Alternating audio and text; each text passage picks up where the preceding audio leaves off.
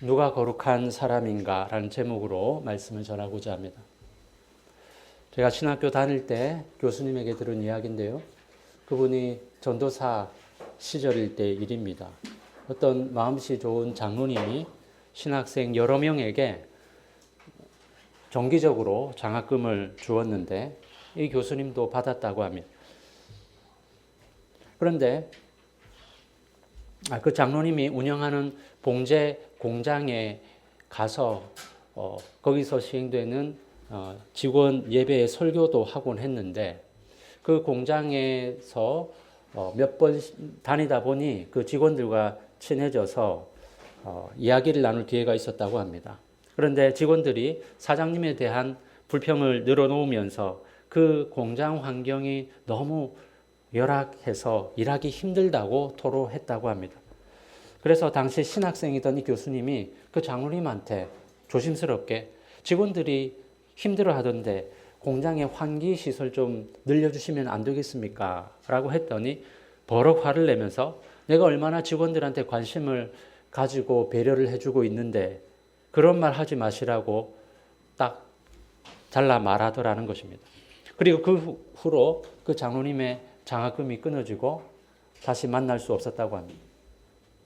아마 그 장로님은 자기 자비를 들여서 신학생들을 후원하는 훌륭한 장로님이라고 존경을 받았을 겁니다. 아마 신학생들을 후원할 정도니까 교회의 일도 열심히 하셨을 것 같습니다. 그런 모습 보면서 교인들이 모범적인 신앙인이라고 여기지 않았겠습니까? 그런데 교회에서는 존경받았을지 몰라도 정작 자기가 일하는 일터에서는 직원들에게 인색하게 굴고 직원들을 하대하는 이런 모습을 가지고 있었다는 사실입니다. 교회에서는 존경받지만 직장에서는 손가락질 받는 이런 종류의 기독교인들이 얼마나 많습니까? 오늘 본문은 하나님이 명하신 율법을 통해서 거룩한 사람이 가져야 할 태도를 알려주고 있습니다. 하나님은 무엇을 싫어하시고 또 무엇을 우리에게 요구하시는지 살펴봅시다. 16절부터 20절을 보면 하나님이 명하신 여러 가지 법들이 열거되어 있는데요. 이것을 통해서 당시 가나안 지방의 풍습이 어떠했는지 간접적으로 알 수 있습니다. 16, 17절을 먼저 봅시다. 사람이 약혼하지 아니한 처녀를 꾀어 동침하였으면 납폐금을 주고 아내로 삼을 것이요. 만일 처녀의 아버지가 딸 주기를 거절하면 그는 처녀에게 납폐금으로 은을 달아 낼지니라. 여기서 꾀어라는 말에는 강제가 아니라 합의하에 동침했다는 의미가 담겨져 있습니다. 그러니까 여자가 남자의 감언 이설에 넘어가서 동침을 한 경우입니다. 당시에 동침한 사실이 외부에 알려지면 그 여성은 다른 남자와 결혼하기가 사실상 어려워집니다. 그래서 이 법은 가해 남성에게 두 가지 의무를 부과합니다. 그 여성을 아내로 삼거나 여성의 아버지가 결혼하기를 거절하면 납폐금을 내야 합니다. 납폐금은 신부 측에 지불하는 몸값인데요. 신명기 22장에 보면 약혼하지 않은 처녀와 동침한 남자는 그 아버지에게 은 50세겔을 지불해야 된다고 규정하고 있습니다. 당시 노동자 한 사람의 연봉이 10세겔 정도라고 알려져 있는데요. 그렇다면 5년치 연봉에 해당합니다. 가해 남성 입장에서는 굉장한 부담이었을 겁니다. 그렇다고 해서 가해 남성이 피해 여성을 아내로 삼고자 해도 그 피해자 가정에서 사위로 삼고 싶지 않을 경우에는 결혼도 할 수 없었습니다. 그 경우는 오로지 돈으로만 배상해야 합니다.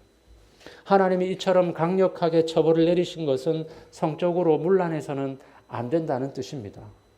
18절은 무당을 금지하는 법입니다. 너는 무당을 살려두지 말라. 여기에 나오는 무당은 귀신을 불러 올리는 신접한 여인을 가리킵니다. 고대 사회에서 무당이나 주술사들의 영향력이 컸습니다.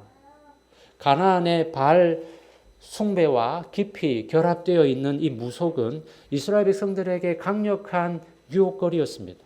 하나님이 이것을 금하신 이유가 무엇입니까? 하나님만이 미래를 아시고 하나님만이 우리 운명을 주관하십니다. 그런데 점이나 주술에 의지해서 내 운명을 미리 알아내고 그것을 바꾸려고 하는 것 자체가 하나님의 주권을 정면으로 부정하는 행위이기 때문에 금하신 것입니다. 19절은 짐승과의 음란한 행위를 금지합니다. 짐승과 행음하는 자는 반드시 죽일지니라. 당시 가나안 지역에는 짐승과 행음하는 일들이 빈번하게 일어났습니다. 이것을 금지하신 이유는 하나님의 창조 질서를 파괴하는 행위이기 때문입니다. 하나님은 창조 시에 각 피조물을 종류대로 창조하셨습니다. 그 중에 인간은 하나님의 형상으로 지음받았기 때문에 다른 짐승들과는 구별된 존재입니다. 하나님은 질서 있게 세상을 만드셨는데 짐승과 행음하는 일은 하나님이 제정하신 질서를 허물어뜨리는 일입니다. 20절은 우상 숭배를 금지하는 법입니다. 여호와 외에 다른 신에게 제사하는 자는 멸할지니라.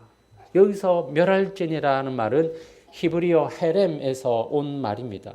이것은 단순히 죽이라는 뜻을 초월해서 그 사람이 소유하고 있는 모든 것을 함께 다 제거해 버리라는 겁니다. 왜 이토록 하나님은 우상 숭배자에게 강력한 처벌을 내리십니까? 그것은 우상 숭배가 전염성이 강하기 때문입니다. 우리는 지난 코로나 기간에 코로나 바이러스에 감염되지 않도록 얼마나 애를 썼는지 모릅니다. 초기에는 감염자와 조금이라도 접촉한 사람은 바로 격리 조치하지 않았습니까? 그만큼 전염성이 강하기 때문이었습니다. 하나님이 우상 숭배자를 진멸하라 하신 것도 그 죄가 조금이라도 이스라엘 공동체에 스며들지 못하도록 예방하기 위해서였습니다. 우리가 살펴본 음행, 무속, 수간, 우상 숭배는 모두 가나안 문화의 특징입니다. 가나안 유적지에서 출토된 유물 가운데 상당수는 음란하고 주술적이고 우상 숭배와 관련된 유물입니다. 하나님은 이스라엘 백성들이 가나안 땅에 들어가기 전에 미리 경고하십니다. 너희는 가나안을 본받지 말아라. 하나님은 이스라엘 백성들을 애굽에서 이끌어내셨을 때에 이방인들과는 완전히 구별된 삶을 살기 원하셨습니다. 히브리어 카도시는 거룩하다라는 뜻인데요. 그 거룩함의 본질은 바로 구별됨입니다. 하나님께 속한 자는 세상에 속한 자와 다를 수밖에 없습니다. 그래서 거룩한 백성은 세상 사람들과 구별되게 살아야 합니다. 초대교회 성도들은 구별된 삶이 무엇인지 몸소 보여준 사람들입니다. 그들이 살았던 로마 세계는 오늘날 못지않게 성적으로 문란하고 우상이 넘쳐나는 사회였습니다. 로마의 신전에는 성매매가 하나의 의식처럼 이루어졌고 황제와 수많은 신들에게 제사 드리는 일은 로마 시민의 당연한 의무였습니다. 또한 이혼과 재혼, 분류는 상류층 사이에서 전혀 부끄러운 일이 아니었습니다. 퇴폐와 향락적인 문화가 만연했고 노예 제도 위에 세워진 사회는 철저하게 약자를 착취하고 있었습니다. 이런 세계 가운데 초대교회 성도들은 눈에 띄게 달랐습니다. 특히 가정에서의 모습이 남달랐습니다. 로마 사회에서 남자들이 바람을 피우는 것은 자연스러운 특권처럼 여겨졌습니다. 아내가 있지만 첩을 따로 두거나 신전의 여성들을 찾는 것이 당연했습니다. 그러나 초대교회 성도들은 일부 일처제를 지켰습니다. 남편이 아내에게 신실하고 아내를 자기 몸처럼 사랑하는 모습은 당시 로마인들에게 낯설고 놀라운 광경이었습니다. 2세기의 변증가 테르툴리아누스는 로마인들이 기독교인들을 보면서 보라, 저들이 서로를 얼마나 사랑하는가라고 감탄했다고 전합니다. 로마 사회에서 힘없는 사람을 착취하는 것이 당연한 시대였는데 노예까지도 형제로 여기는 그리스도인의 공동체 모습은 이방인들 눈에도 인상적으로 보였던 것입니다. 이들은 황제에게 제사 드리는 것도 거부했습니다. 당시 로마 제국에서 황제 숭배를 거부한다는 것은 곧 반역죄였습니다. 하지만 초대교회 성도들은 감옥에 갇히고 목숨을 잃을지라도 하나님 외에 다른 것들에게는 절하지 않았습니다. 그들이 끝까지 버틸 수 있었던 것은 자신이 어떤 존재인지 깨달았기 때문입니다. 하나님으로부터 지음받은 거룩한 존재. 내가 거룩하니 너희도 거룩하라는 그 부르심 앞에 존재하고 있기 때문에 세상 사람들처럼 아무렇게나 살 수 없었던 것입니다. 그들은 단순히 참아야 한다는 금욕주의적인 결심으로 버틴 것이 아니었습니다. 그들이 세상을 본받지 않았던 이유는 세상이 주는 기쁨보다 더 큰 기쁨을 맛보았기 때문입니다. 시편 34편 8절에 보면 너희는 여호와의 선하심을 맛보아 알지어다 라고 말씀하는데요. 이 맛을 본 사람은 달라집니다. 더 좋은 것을 맛본 사람은 더 이상 과거의 맛에 연연해하지 않습니다. 제가 중고등학교 시절에 수련회를 가면서 말씀의 맛을 알게 되니까 방학이 다가오면 제일 기다려지는 게 수련회였습니다. 중3, 고3 때도 참가했었고 심지어 군대에서 휴가 나왔을 때도 수련회를 갔습니다. 아마 믿지 않는 사람들이 볼 때는 참 광신자라고 생각했을 겁니다. 그런데 저한테는 그게 제일 기쁜 일이었던 것입니다.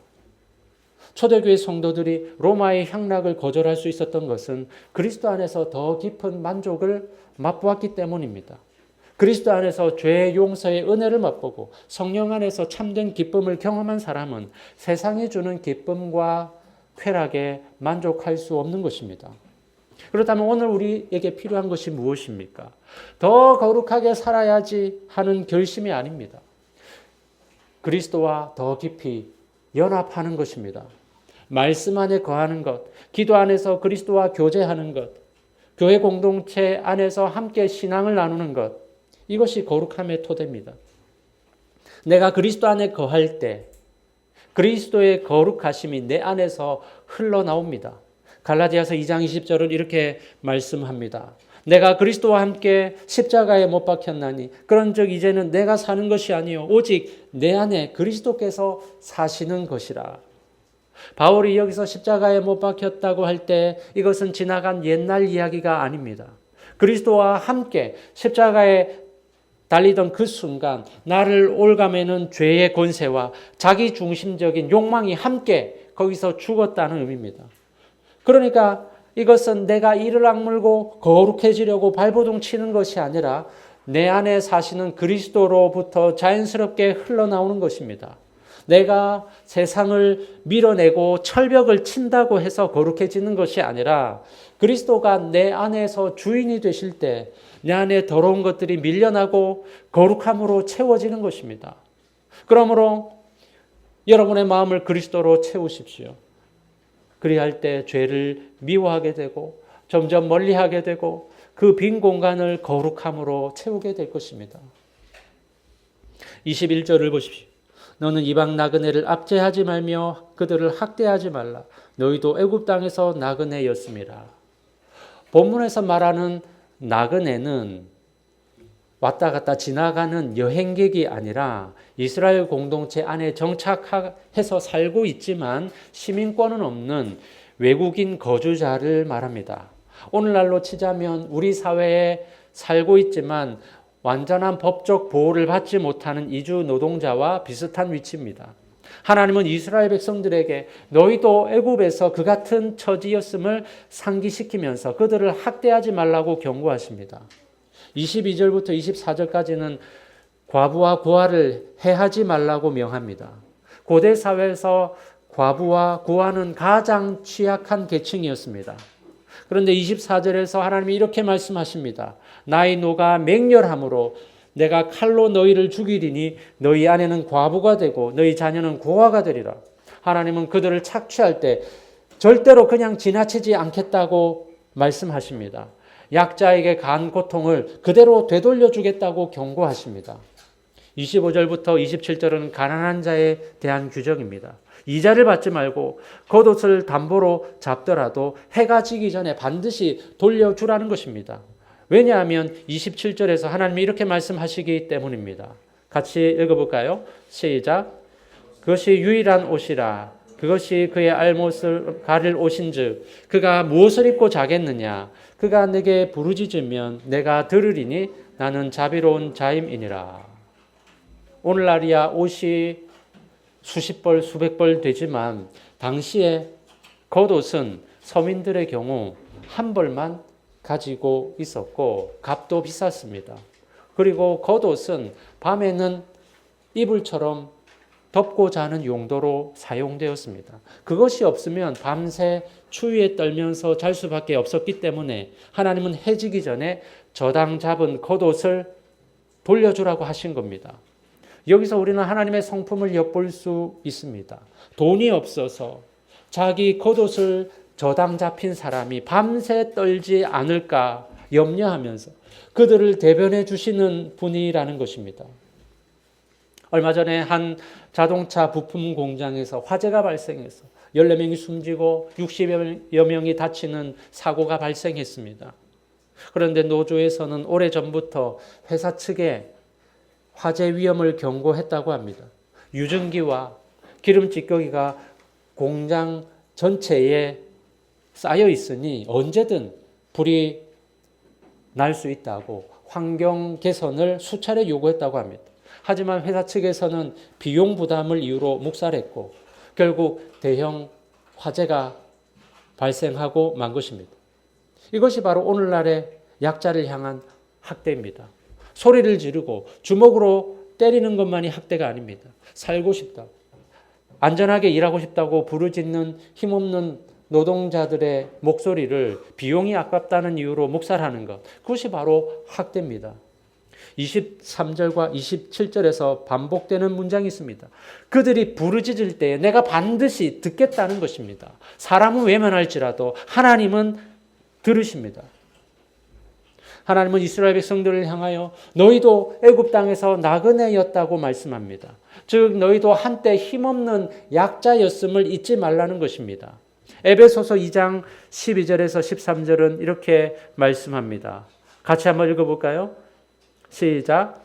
그때 너희는 그리스도 밖에 있었고 이스라엘 밖에 사람이라. 약속의 언약들에 대하여는 외인이요 세상에서 소망이 없고 하나님도 없는 자이더니 이제는 전에 멀리 있던 너희가 그리스도 예수 안에서 그리스도의 피로 가까워졌느니라. 사랑하는 성도 여러분, 우리는 그리스도 밖에 있던 나그네였습니다. 단순히 나그네 정도가 아니라 하나님과 원수된 자였습니다. 그런 우리를 구하기 위해서 그리스도께서 친히 낮고 천한 이 땅에 오셨습니다. 오늘날 우리 주변에도 가난하고 소외되고 자기 목소리를 내지 못하는 사람들이 있습니다. 그런데 교회와 성도들이 얼마나 그들을 돌아보고 있습니까? 어떤 사람들은 이렇게 생각합니다. 나는 이 위치, 이 자리에 오기까지 노력을 했지만 저 사람들은 애초에 노력을 하지 않았기 때문에 저렇게 된 거예요. 이런 생각이 살아있는 한 우리가 시혜를 베풀듯이 동정심을 가질 수 있을지 모르지만 약자를 향한 진정한 긍휼이 생기지 않습니다. 그런데 복음은 우리에게 무엇이라 말합니까? 너는 노력해서 구원을 받은 것이 아니다. 너 또한 하나님 앞에 설 수 없는 자였는데 그런 너를 위해서 그리스도께서 손잡아 주지 아니하셨느냐. 에베소서 2장은 이렇게 말합니다. 우리는 그리스도 밖에 있었고 약속의 언약에 대해서는 외인이었으며 세상에서 소망도 없고 하나님도 없는 자들이었습니다. 그런데 온 우주의 주인이신 그분이 그 자리를 버리고 내려오셨습니다.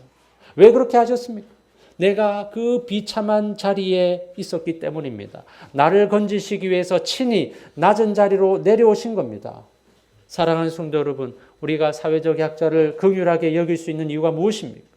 나도 영적으로 고아이자 과부였고 나그네이자 헐벗은 사람이었기 때문입니다.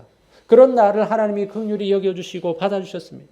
그 긍휼을 입은 사람은 이제 다른 사람을 긍휼히 여길 줄 알게 됩니다.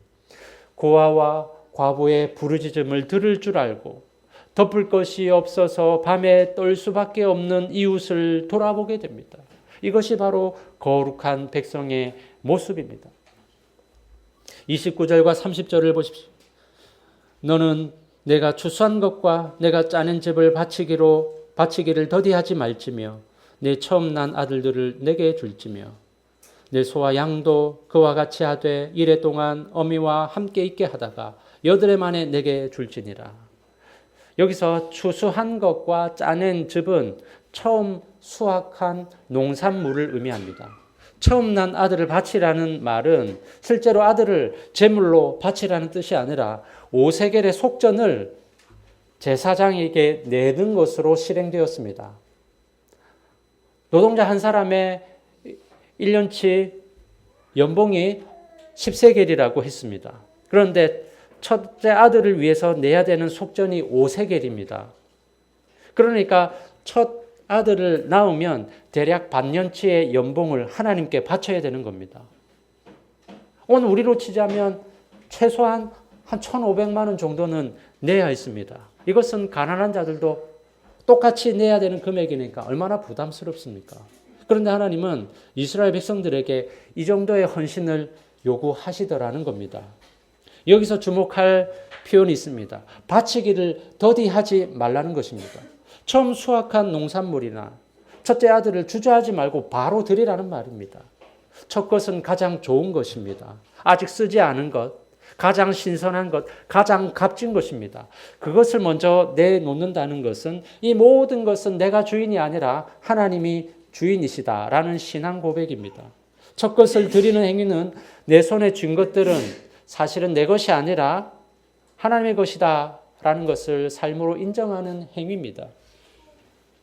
성경을 보면 하나님은 이스라엘 백성들에게 부담스러울 정도로 헌신을 많이 요구하십니다. 말라기서에 보면 당시 이스라엘 백성들이 11조를 제대로 하지 않은 것에 대해 하나님이 질책하십니다. 오늘 본문에서도 첫 소산물과 첫째 아들을 바치라고 하시면서 바치기를 더디하지 말라고 하십니다. 이렇듯 하나님은 당당하게 요구하십니다. 오늘날 많은 성도들이 헌신하기를 부담스러워하면서 그런 부담을 안 주는 교회로 가려고 합니다.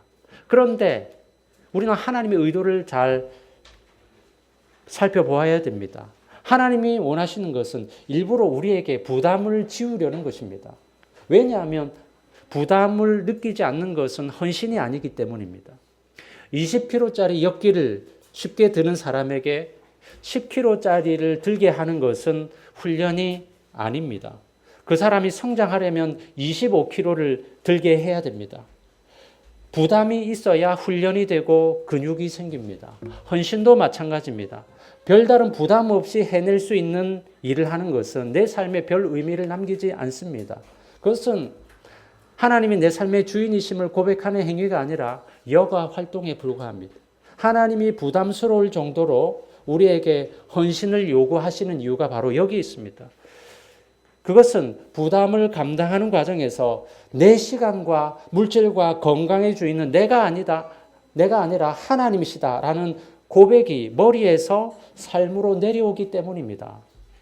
우리는 가장 좋은 시간과 가장 온전한 에너지와 가장 소중하게 여기는 재물을 얼마나 주저하지 않고 하나님께 드리고 있습니까?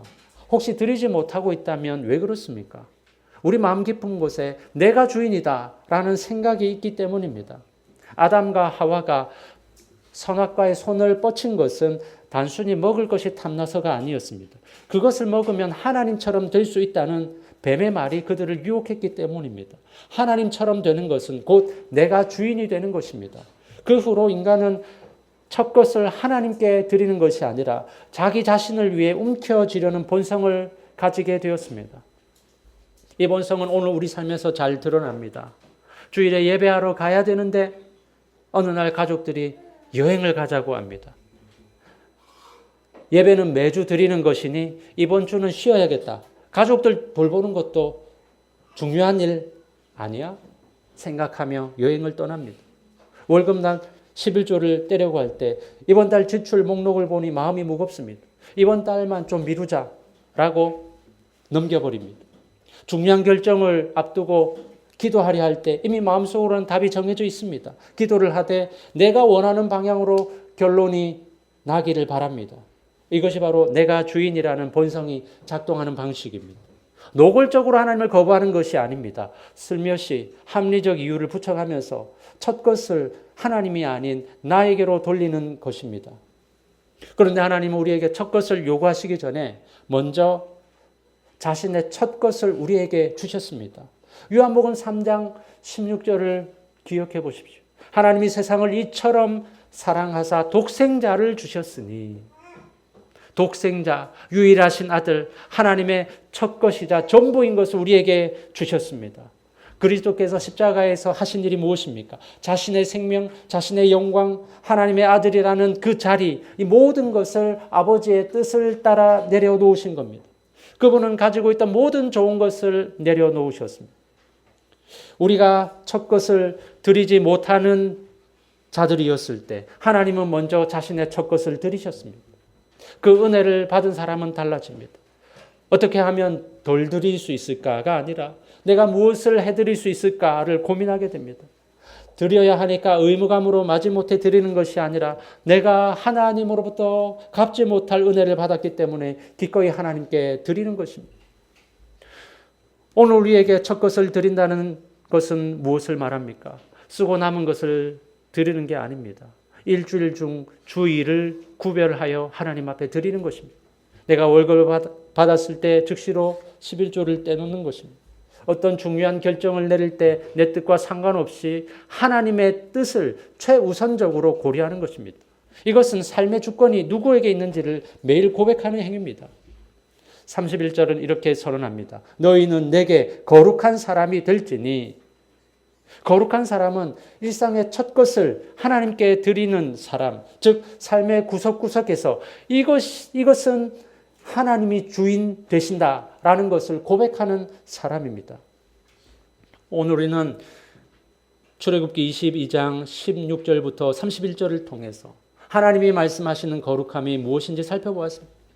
그렇다면 거룩한 사람은 어떤 사람입니까? 첫째로 거룩한 자는 세상과 구별되는 사람입니다. 음행과 무속과 우상숭배로 가득했던 가나안 문화 한가운데 살았던 이스라엘 백성들은 달라야 했습니다. 오늘날도 마찬가지입니다. 성적 문란이 자연스러운 것이 되고 주술과 무속이 일상에 스며들고 하나님이 아닌 것을 우상처럼 떠받들고 살아가는 세상 한가운데 우리 하나님의 백성들은 달라야 합니다. 그런데 거룩함은 결심만으로 이루어지지 않습니다. 내가 세상을 밀어낸다고 해서 거룩해지는 것이 아니라 그리스도가 내 안에 채워질 때에 세상은 밀려나는 것입니다. 둘째로 거룩한 자는 사회 정의를 실현하는 자입니다. 나그네와 과부와 고아와 가난한 자의 부르짖음을 외면하지 않습니다. 그 이유는 도덕적 의무감 때문이 아닙니다. 나 자신이 한때 그 자리에 있었고 그 자리에서 건진받았기 때문입니다. 셋째로 거룩한 자는 하나님께 헌신된 자입니다.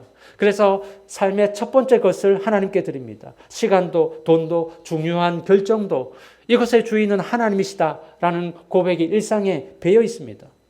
물론 우리 중에 누구도 이 거룩함을 완전하게 살아내지는 못합니다. 그런데 거룩하지 못한 우리를 위해 그리스도께서 십자가를 통해서 대가를 치르셨습니다. 그리고 이제 우리를 거룩한 존재가 되게 하셨습니다.